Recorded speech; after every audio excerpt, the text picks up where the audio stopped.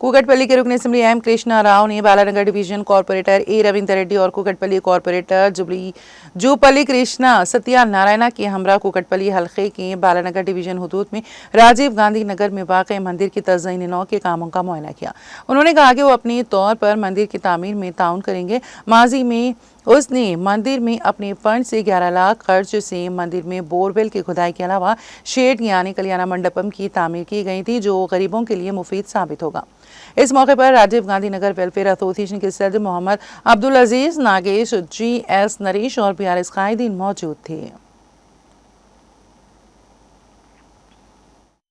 Balanagar division में राजीव गांधी नगर, उसमें हमारा यल्लम्मा टेम्पल, यल्लम्मा पोचम्मा टेम्पल है और उसमें आज MLA साहब को बुलाए थे। बुलाने से MLA साहब आए।